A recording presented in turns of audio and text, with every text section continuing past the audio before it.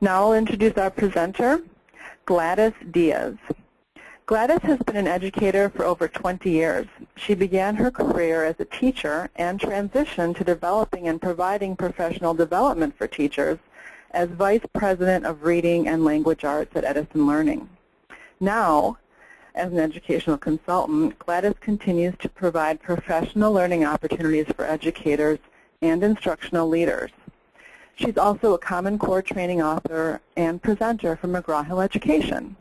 Welcome, Gladys. Thank you, Elena, and thank you, everyone, for taking the time to join us tonight. Let's go ahead and get started. So before we get into the content, I'd like to take a quick poll to get a snapshot of the primary roles represented on the call. So you're going to see a question pop up on your screen, and please go ahead and select the primary role that you play at your school or district.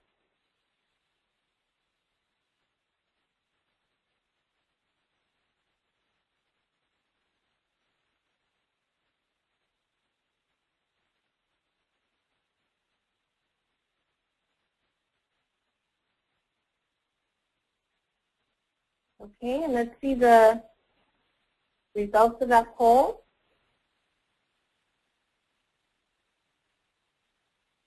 Okay, excellent. So we have lots of administrators. Welcome to all of our instructional leaders. And then we've got almost an equal percentage of primary, intermediate, and other. Okay, so what you're going to find is that during this presentation, all of your roles are going to be addressed because we have some examples of primary as well as intermediate examples of how you can incorporate analytic writing into your instruction.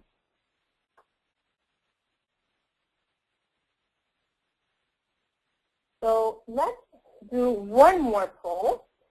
And what we'd like to know is please indicate whether you have previously received some form of Common Core training that specifically focuses on analytic writing.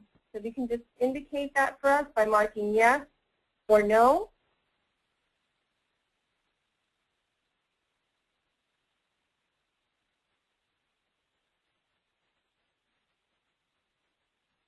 Okay, we've got almost 90% of the votes in, and so far it seems that no, the majority of people have not received training in analytic writing.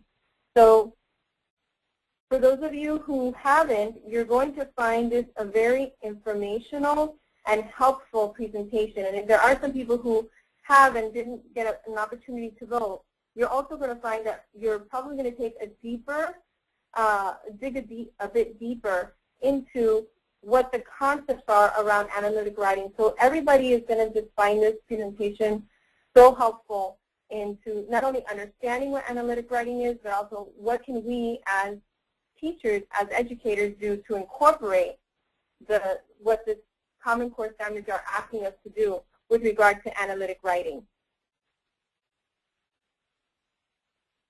As schools transition to Common Core standards, new terms and areas of emphasis are emerging.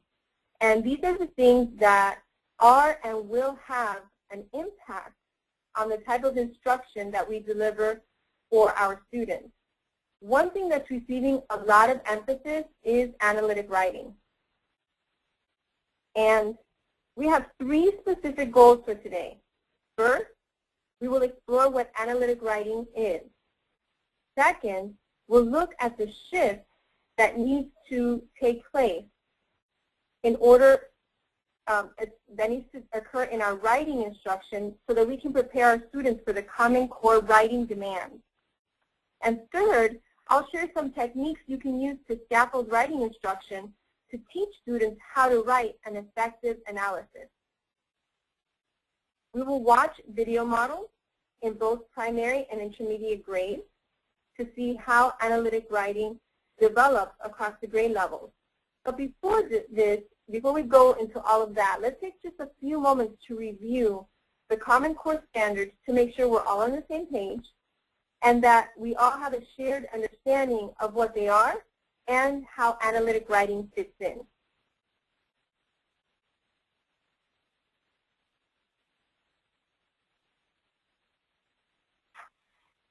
So what about writing? How do these skills fit in with the Common Core state standards?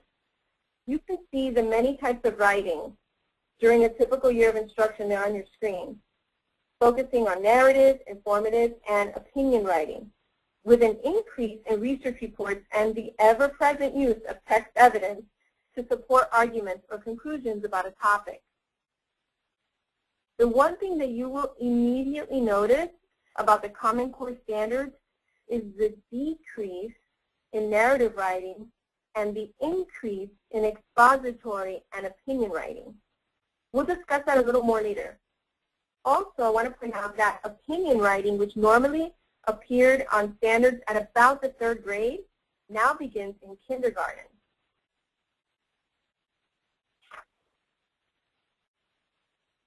So what do the writing standards actually say?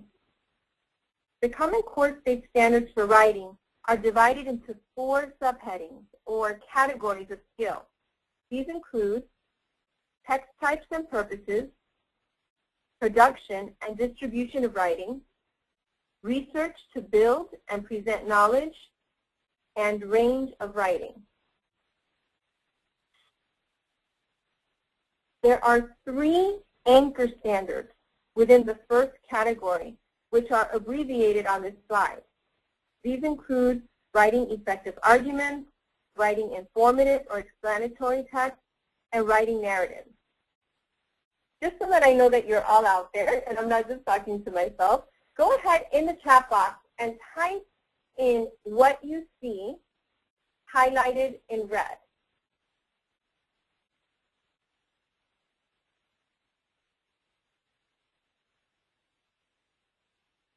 Okay.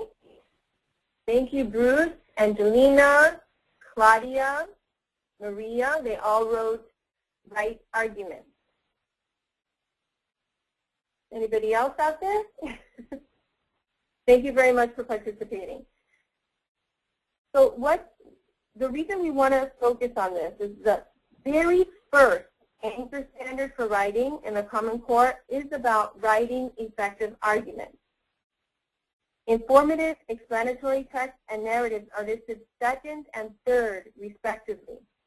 So writing effective arguments appears first, which may be different for some of us, and writing narrative appears last, because in the Common Core, there has been an increase in weight on opinion or argument writing and a decrease in emphasis on narrative writing.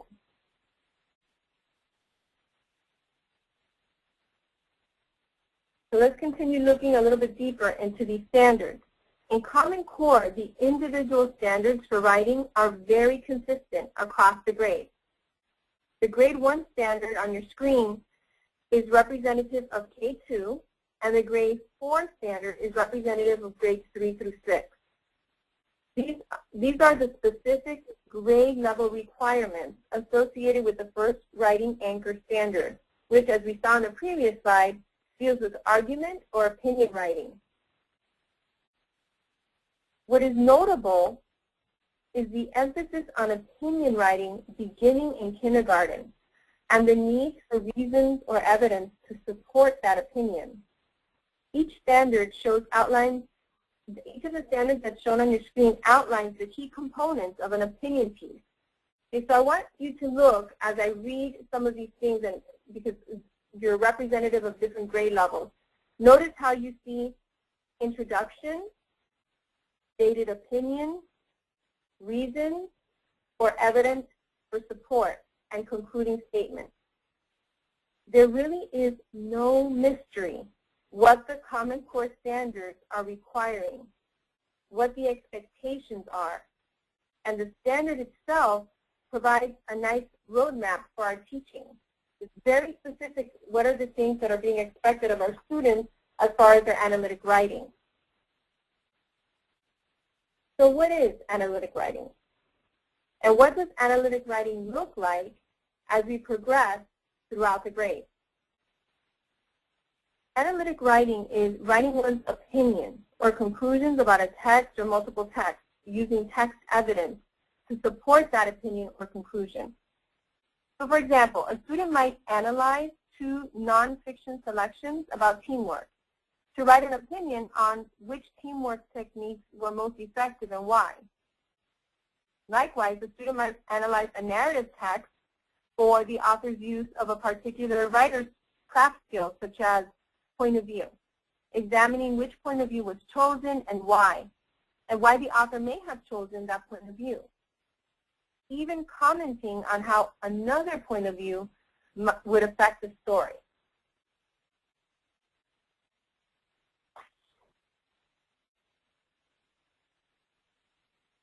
I want you to take a moment and write there in your, if you have a piece of paper and you want to write it down first, or if not, you can go ahead and do this in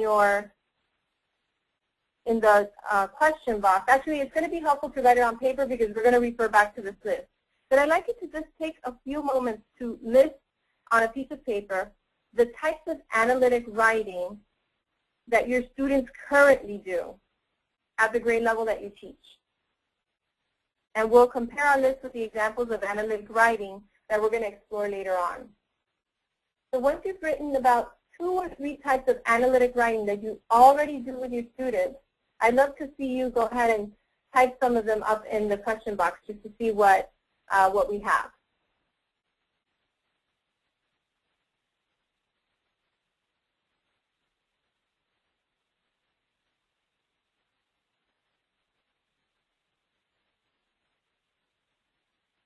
Thank you, Angelina. So Angelina wrote social studies and authentic text, interdisciplinary text, and science. So what I'm assuming, Angelina, is that you're having them analyze those texts in the different subject areas. Judy Bean says compare and contrast, evaluate. Okay. Bruce says analyze characters in text. And yes, Angelina says she's also having them compare the different types of text. Thank you, Angelina. And Bruce analyzed themes in literature. And Maria Lewis wrote writing persuasive text. Kim also says persuasive research reports, compare and contrast. And Bruce has the impact of setting on events in the story. So excellent. Thank you, everyone, for participating. All of these types of writing are having students analyze some component of a text. And what we're going to see as we go on with the presentation is, okay, now, given what we're already doing, how can we take our teaching to another level and actually make sure that we are addressing what the standards are asking our students to be able to do across the grade levels? Thank you so much for participating. So here on the screen now you see 3 components of typical analysis. Number 1, the student states a clear topic or opinion. And this lets the reader know what is going to be analyzed. So when you guys were sharing, analyzing characters, analyzing the theme, they would state a clear topic or opinion. Number 2, the student cites evidence from the text that directly supports the topic or opinion. This evidence can include direct facts or quotes from the text, inferences made from the text evidence, a synthesis of evidence from multiple texts, which we saw there on your answers, an explanation of how this evidence is linked or related to form a cohesive argument. So this is probably, number 2 is probably the part that may be missing in some of the students' writing, okay, where we're going to have a much bigger emphasis on not just giving your opinion, but pull evidence from the text that supports your opinion. And finally, number 3, the students provide a strong conclusion, which might be a simple restatement of the topic or opinion.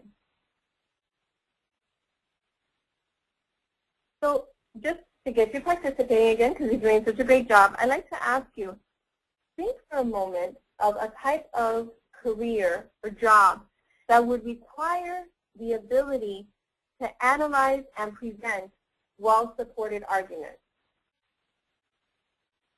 What type of job might require that of a person? I see Kim says engineer. Claudia, you said the first one that popped into my head, which was lawyer. Oh, somebody typed teacher. or educator. Any other types of jobs that you can think of? Researcher, Maria says. A doctor.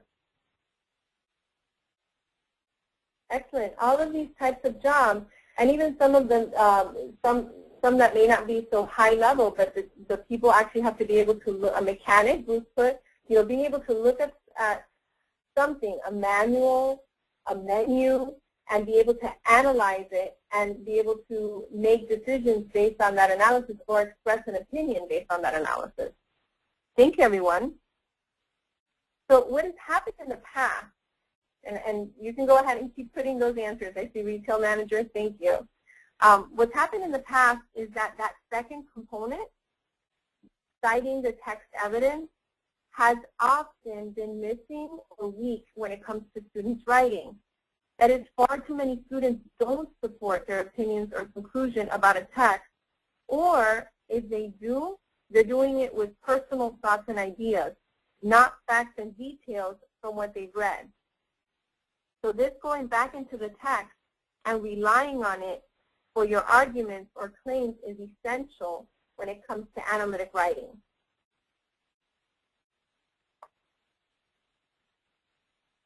Why is analytic writing so important? Well, we saw that in some of the answers that we just answered in the previous slide. First, connections to the real world in college and professional writing are clear.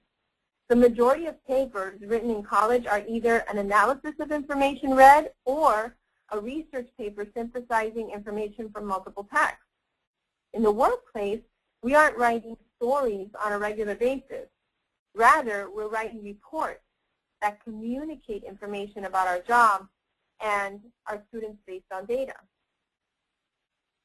Second, analytic writing is directly connected to the new focus on reading instruction in the Common Core standards. Students will be asked to do a close reading of the text they've read to dig deeper and analyze it and synthesize the information that's presented. So this deeper look at a text with the teacher asking text-dependent questions, the types of questions that can only be answered by evidence in the text, parallels the analytic writing expectations in which students support their ideas with text evidence. And third, the Common Core standard emphasizes collaborative conversations, those academic conversations about the text in which the students build knowledge about the concepts and the ideas presented in the text. And as the research says, if you can talk about it, you can write about it. Therefore, students are going to be engaging in more sophisticated and academic conversations about the text as a precursor to the analytic writing they will be engaging in weekly in our classrooms. So the more that they are reading and talking about the text that they're reading, that's going to make the writing that they're going to be required to do a lot easier for the students. But those text-dependent questions teachers are asking, that we're asking, are going to be really important so that we're having students in the conversations going back to the text to support their opinions and ideas so that they also know to do that when it's time to write about what they've read.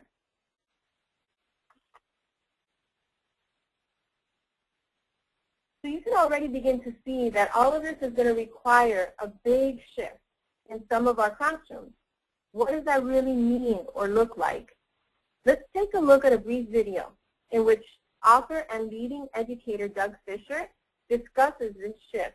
And as you listen, think about what he's saying, how what he's saying compares to what you already do in your classrooms or what you see happening in your schools. Okay, there may be a bit of a delay in the video, or you might see it getting a little jumpy. Don't worry, you're going to get, this video is going to be made available to you within the week, along with some of the handouts that we're going to be talking about today.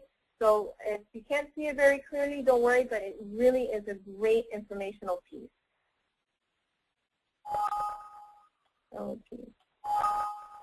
Okay, hold on just a second. I apologize for that.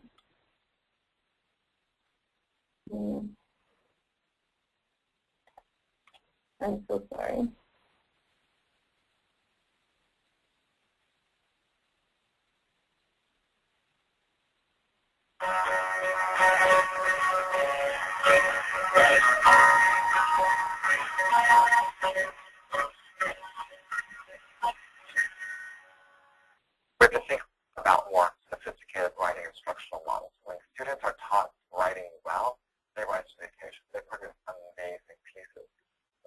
genres are changing now with Common Core state standards. We're going to look much more carefully at opinions and argumentation and the key ideas and details and informing other people.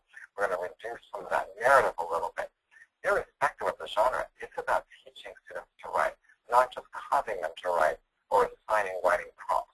It's really about taking apart, what does a writer do? How does a writer gain our attention? What are the moves of a writer?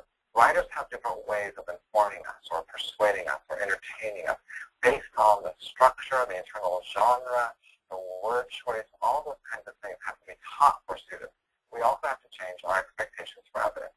It's no longer sufficient to just say, here's what I think, and here's a little reference off to the side. It's really about providing that justification from the text, from the video, from my experiences even. How am I rationalizing what I put in writing?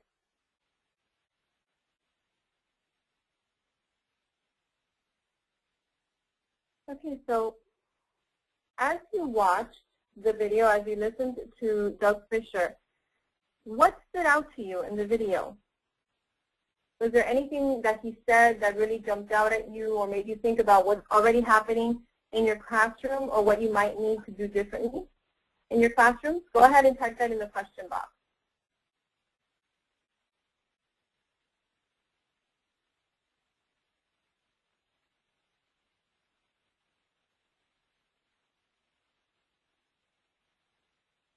Okay, Bruce writes, this is specific things to teach, for example, voice, word choice, reader's attention. Angelina, I apologize. I'm glad. I'm sorry it was hard to hear, but I'm glad you're going to get a sample of this. And I'll try to move my phone closer to the computer. And Claudia wrote, you need to rationalize your answers, like in math as well now. Excellent, Claudia. That there's actually the requirement that you can't just have an opinion for the sake of having an opinion. Of course, we want to encourage that, but you also need to provide a reason and a rationale for your answer or your argument.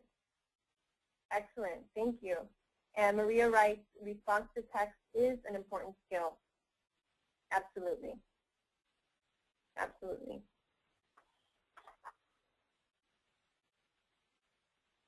So the ability, I want to point out some of these shifts that we're going to need to make in our instruction. And here are the details of those shifts when it comes to the writing focus.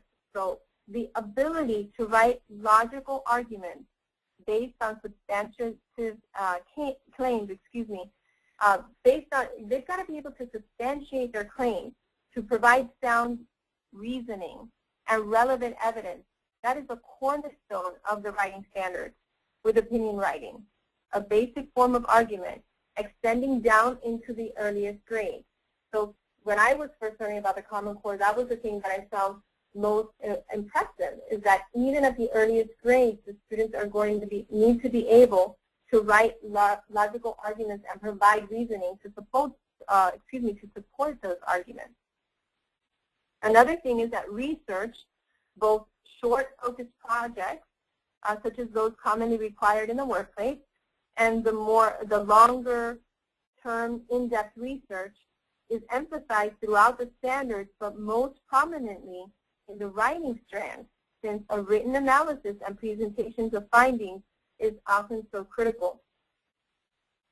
We're seeing and hearing the same words over and over. So what are some of the words that you've heard me use over and over again when it comes to analytic writing? Go ahead and type those in your question box. What are some of the words that keep getting emphasized when we talk about the standards? Okay, Maria says opinion writing. Anyone else? Text-based evidence. Thank you, Bruce.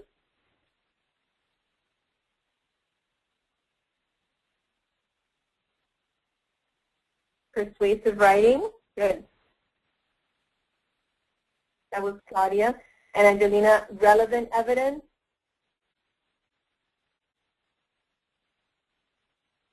Research. That's what Kim wrote.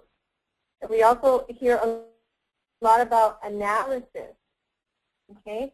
And one of the things that has also been mentioned and maybe not emphasized as much is presentation of their findings, which here's where we see how the Common Core, all of the strands are connected, the reading, the writing, the speaking, and the listening. So they're not just going to do all this research and this relevant evidence and do persuasive writing. They're also going to be presenting their findings. Thank you, everyone. So to put it more simply, there will be less narrative writing and more opinion and informative writing going forward. The chart on your screen shows the distribution of each type of writing across the grades based on the U.S. Department of Education National Assessment of Education Progress, or the NAEP, writing framework. So I'd like to ask another question. What do you notice about the types of writing that are expected in 4th grade versus 12th grade? Go ahead and answer in your chat box.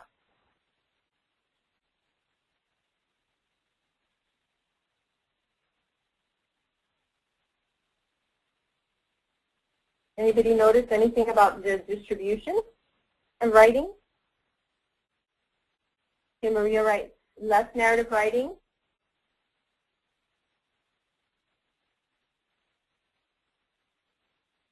Bruce says increased emphasis on choosing a position and defending it. Exactly. There's a lot more of that happening at the older grades. Because, and it makes sense, right? They're moving more towards college or, or career, work, what profession, whichever profession they choose. So there's going to be, as Claudia says, more persuasive and explanation happening in 8th and 12th grade than in 4th grade.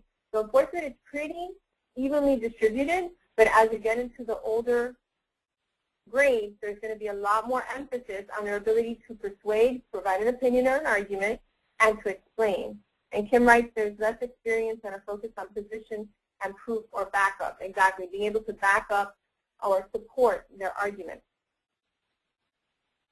Also, the amount and quality of evidence a student includes in his or her writing is going to be a key distinguisher of the level of writing achieved.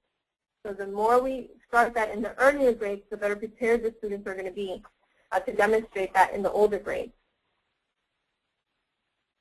Let's look at a typical opinion prompt that students might be given weekly as part of their instruction. Since most textbook units are organized around a unifying theme like survival, teamwork, or a science or social studies theme, these types of prompts are easy to implement with any curriculum.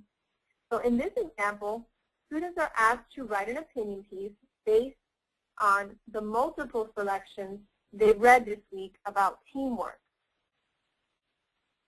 And you'll notice, okay, they will evaluate the different techniques used by the various teams and determine which they think is the most effective based on the evidence in the text and any inferences they can draw from that evidence.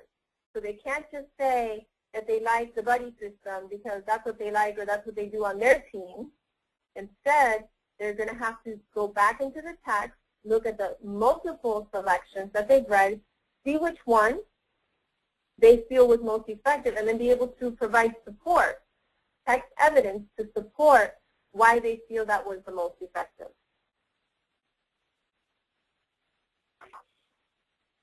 So let's take it step by step. To write their analysis, students are going to follow 4 simple steps. Okay, and you will be receiving a handout with these 4 steps. Okay, so that you will be receiving that when you receive the recording of this training. So in step 1, they'll be given the prompt, and the teacher will make sure that the students understand what is being asked of them. So they're going to understand that they're going to be writing an opinion piece based on multiple selections. Step number two, they will go back to the relevant text and find evidence that might be used to support their opinion or their claim. Okay, so they're going to be looking at the 2 texts, and they've got to go into those texts to find evidence to support their opinion. In step 3, the students will evaluate the evidence or details that they find. This is a good point for the teacher to remind students of the characteristics of an effective opinion analysis. that it contains a strong introduction, expresses a clear point of view, and follows an organizational structure in which several reasons are presented and supported with facts and details from the text.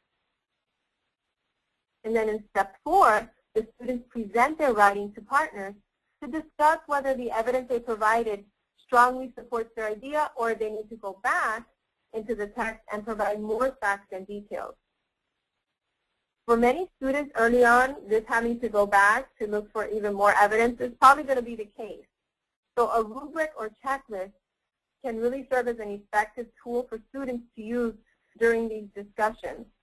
And the students will then revise the analysis before they consider it complete. So that collaborative conversation between the student and his or her partner where they determine whether or not there's sufficient evidence, sufficient examples from the text to support their opinion is going to be critical. Then they'll have to go back and add those additional pieces before they can consider their writing complete. There's a lot of scaffolding here. For many current students, this is going to be a challenge at first. And we need to acknowledge that our students, focusing on the work we will do throughout the year to improve this skill. Okay, so we're going to be providing them with support. We need to understand this is something new for us and it's something new for them. So we need to acknowledge that, okay, to our students and focusing on the work that we do throughout the year to improve this skill and emphasizing that connection between what we're doing and what they are going to be doing in college and in the workplace is going to really help to provide the rationale for why we're going through all of this. So this type of writing is definitely writing that requires a lot more rigor. Students must include justifications of their ideas at every point, whether they're sharing information in a classroom discussion or writing about what they read. With every piece, students are going to be asking themselves the question, what informs my opinion? How did the writer know that information? Where did I get the information I used in my writing? So there's that interaction between the student and the text. This type of writing will require more time for students to master. And that's why the frequency with which we engage students in this type of writing must increase. And the scaffolds we provide them must be strengthened. They will need lots of support, especially early on. And analytic writing will look very differently as what we progress through the grade. So let's look and see how is it going to look differently.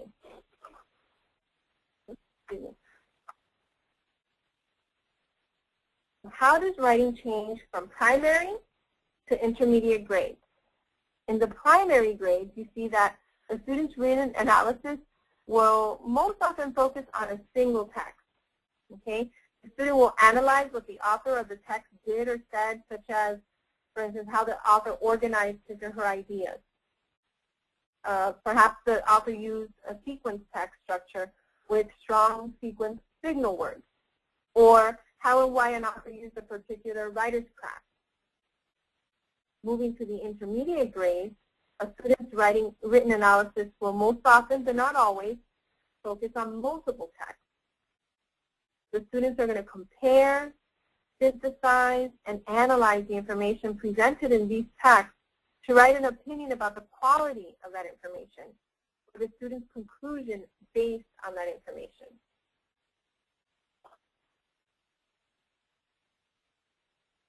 So what can we do as educators to make that transition to more analytical writing easier for our students?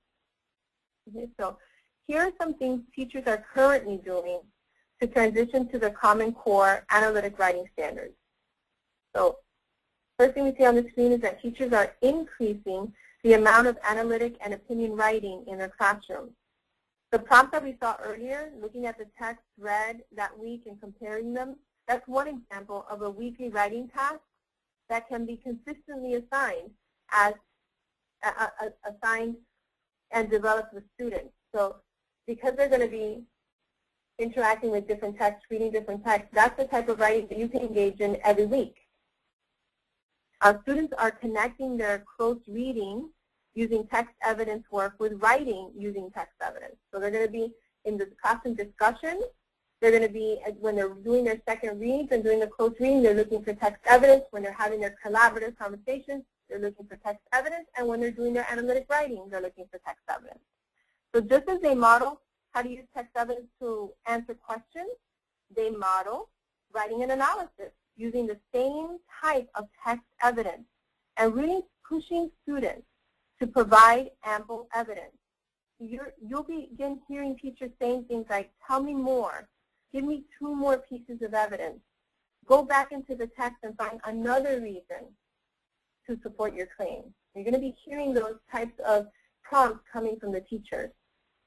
Teachers are also, the use of analytic writing rubrics, of course, are quite helpful in guiding students as they write and evaluate their analytic writing or that of their peers. And lastly, sentence or paragraph frames early on in the year are one of the most effective scaffolds that can be used. As students become more comfortable with these frames, they'll stop using them. But at the beginning, it really does provide that support that they need to see, oh, I need to put another idea, another example, something else, another piece of text evidence to support my opinion. So let's do another poll. And of the 4 approaches that we just discussed, okay, increasing classroom analytic writing, connecting text evidence in reading and writing, using rubrics and peer evaluation, and using sentence frames to structure or scaffold instruction, which one do you feel would be most helpful to begin doing with your students right away? So let's take a look at that poll.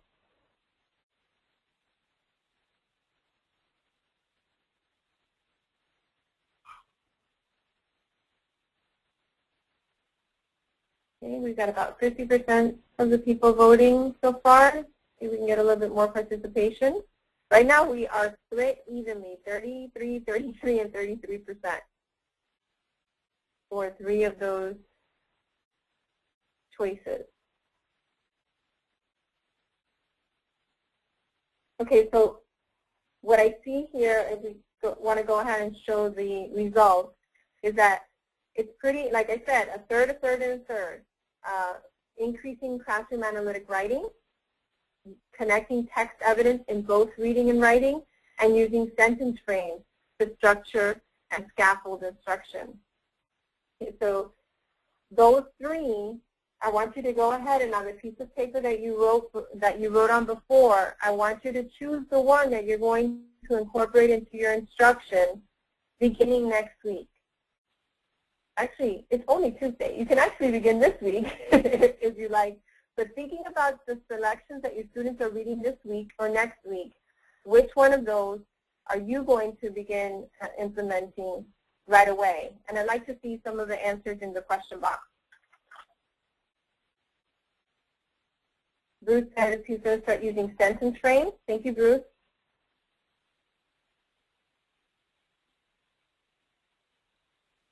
Anyone else?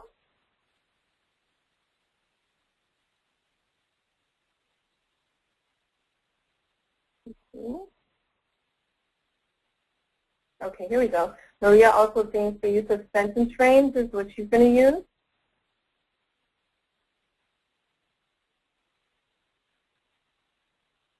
Okay, so as you make this, and I see persuasive writing, okay, so looking at the choices that are on the screen, you don't want to be afraid of starting this right away, because if you're already asking students, for instance, to provide text evidence when they're having a discussion, now it's just a matter of pulling that over into their writing and telling them to provide 2 or 3 examples from, pieces of evidence from the text, and you modeling that in your own writing, in your own discussions with the students, so that they can begin to see that you're not asking them to do anything difficult, you're just asking them to go back to what they've already read. So that close reading piece that's also part of the course standards is going to be critical. Thank you everyone who participated in the poll and in the question now.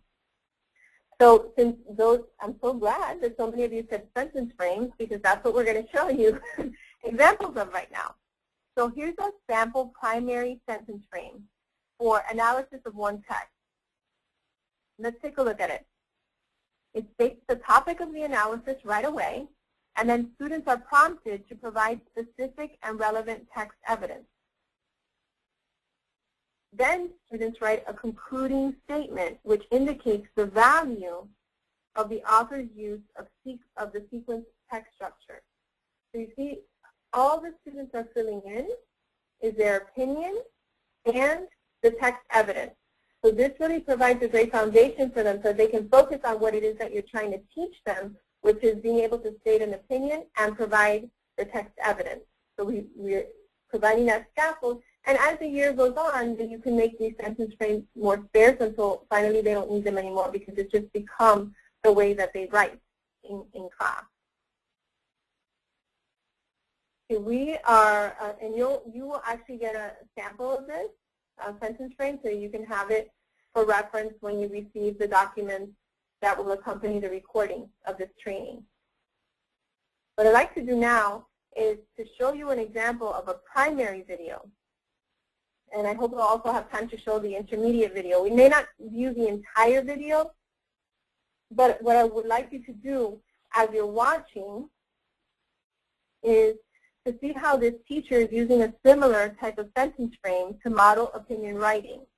And as you watch the video, notice the amount of work the teacher does to scaffold and support the students, how she keeps drawing out the text evidence needed in a strong analysis.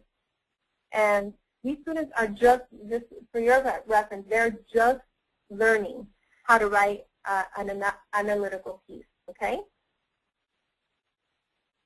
If this doesn't work, we'll do what we did. And there we go again.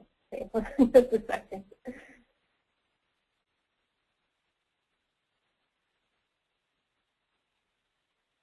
In this clip, Kathy Baumgartner leads a lesson in which students write a short paragraph stating an opinion about a text they have read. Writing opinions in which text evidence is cited is an important and sometimes challenging task, especially for young writers. Note that she actively guides and monitors students as they write a paragraph using sentence frames to scaffold support. Eventually, students will work without the support of the sentence frame. She also provides peer models as additional support. We're going to look at our sequence chart, and we're going to see from this sequence chart the things that happen, the events that happen in Eleanor and Joan's life. This is what I want you to do. I want you to think, what is your favorite part? What did you like the best? Which of these steps did you think was the most interesting? Okay? And I want you to be able to tell me, for instance, what is your opinion? The sequence step I liked most was. And let's say, for instance, that I said I liked the part about her deciding to be an astronaut because I like reading about her being inspired by Sally Ride. Okay? That would be my example. I would say the sequence step I liked most was the second part where she decided to be an astronaut because it was really interesting to know that, for instance, she was inspired by Sally Ride. And I like that part a lot because I really like reading about women who have become famous and did great things. That's what I would say. That would be me. I want you to think about how you feel. And I want you to choose your favorite, most interesting part, and then flip over your little chart. Once you decide what you're going to do, turn it over the back, and I want you to write the sequence step I like most was first. Write down why you like that, and then go back and find some text evidence and instance, like I said about Sally Ride, you find something that you like, and then I want you to put that down. Then I want you to put down, again, this kind of close it as to why you really liked it, okay? And you can work on your own and talk to your partners as well, okay? Let's go.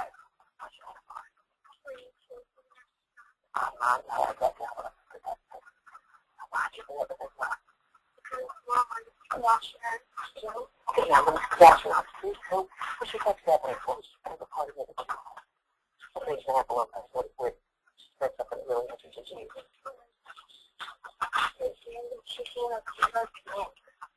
Fantastic. Put that down. That's good. I like the way you did that. Okay, so that was that which part? But you're in the mission. I understand an astronaut. And why was it for top? Why is that for top? Because it could have a lot of fun and space. Okay, so can you give me an example? What you thought was fun?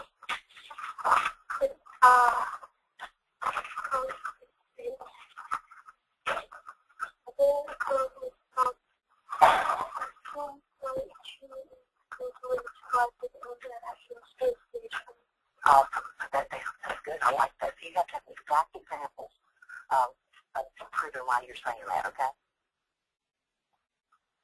Oh, right. I like this part. Would you read what you have so far? Because I was looking through the menu. It's really good. One sequence that I liked most was when Ellen began to prepare and train for being an astronaut because it was very interesting and fun. For instance, in training in space, the part about weightlessness I thought was very fun to read about. I liked this part a lot because it seemed very interesting for others to read. Very good. The sequence that I liked was when she became an astronaut because she achieved her goal and she became what she wanted to be. Very good. Is there an example of that in the text? What did she do? She achieved her goal. How do you know she achieved her goal? When did it tell us she achieved her goal? What does it say? She went on what? She went on a mission. How many missions did she go on that we read so far? We read about today. Two, exactly. So you could go back and add that in, couldn't you? Great job.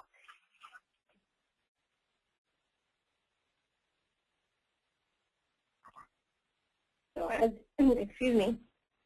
as you saw, the teacher was constantly prompting the students to go back into the text to look for evidence. She was like, no, it's got to be exact. Okay. She was also using the scaffold of the sentence frame to make sure these students were stating their opinion, the reason, the text evidence or the examples, and then later on they would restate the opinion or the concluding statement. So the teacher was being very intentional about making sure that students were looking in the story to provide the evidence to support their opinion of what sequence structure they liked the most. On this side, you see an intermediate model frame. Okay, so again, we have, excuse me, in this example, students are looking at multiple texts. They're analyzing multiple texts. Again, the frame begins by clearly stating the topic of the analysis. Then students are prompted to provide evidence from both texts. And finally, students evaluate the text and state an opinion about which text was strongest and why.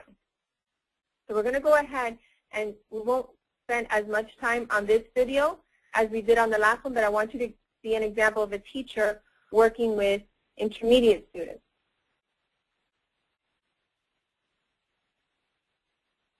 In this video, part 1 of Analytic Writing, Wiley Blevins carefully models writing a paragraph using a sentence frame to scaffold support. Students will follow up with independent writing activities.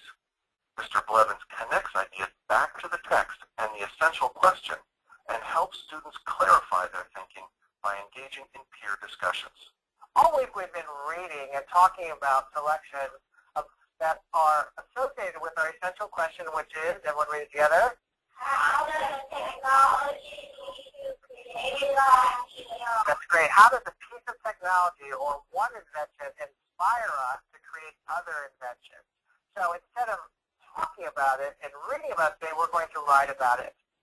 And what we're going to do is we're going to take a couple of our selections and compare them, what information they have to tell us about technology and new ideas.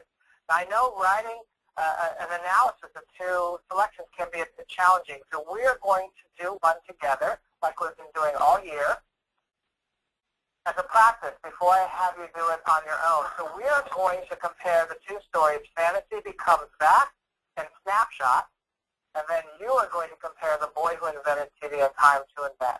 Okay? So I've written some sentence frames up here that will help us with our analysis. So what are the two stories that we're going to compare? Angelica. Fantasy becomes fast in the snapshot. Great. So fantasy becomes fast and snapshot are different texts on the same topic. So our analysis, we're going to take a look at two texts on the same topic, and that topic is all about technology, creative ideas, inventions, right. We're going to see how they're similar. So let's first think about fantasy becomes fact. And fantasy becomes fact, I'll write the title here, the author of fantasy becomes fact, included details about this big idea, such as what? What? That he was a author, he was a soldier of a point, and he was also a scientist, and he pictured how we can make communication through the air. So he was also a bit of an inventor as well, right? So the author of Fantasy Becomes Fact included details such as the many ideas that Arthur C. Clarke envisioned or imagined. So let's write that. And did he actually make all of these? No, he just wrote about it. Okay. So this selection, this helps make the topic of technology and creative ideas more meaningful to me because what did we learn about technology and creative ideas from Arthur C. Clarke's life? I think some of you struggling with that. So I want you to turn to your partner and talk about what you think we learned from Arthur C. Clarke about how we get ideas. Okay, so again, you see that the teacher was very intentional about not only talking about the frame, but the sentence frame, but was referring back to the sentence frame. And the teacher is modeling how to fill it out. So it's not just assigning it to the students for them to go on, because again, this is a group of students learning how to do it. And also gauging how well the students were able to provide text evidence. And when you saw that they were struggling, then it became a collaborative conversation opportunity for the class.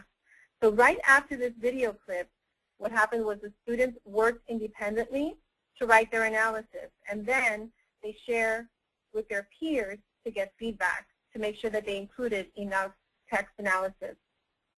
And you would have seen if we would have watched the whole video that some students used the sentence frame, those who needed it, and some did not. Okay. So let's look and take a deeper look into determining the times throughout the instructional week when we can fold in more analytic writing. Okay. There are 3 types of analytic writing prompts that you can use. Okay. But before we do that, I want you to look at the list of the types of analytic writing that you currently do in your classroom, and look at those lists as we go through the next few slides. Okay. So of the things that you wrote on your list, which of these 3 topics on the slide, writing about reading, making text connection prompts, or writing text connection prompts, or research prompts, are you already doing in your classroom? So are you writing prompts that ask them to write about reading, to make text connections, to do research, or all of the above? And go ahead and type that in your question box. Okay, so I see writing about reading prompts. Claudia said that. Angelina says text connection prompts and research prompts. Maria said text connection prompts and research prompts.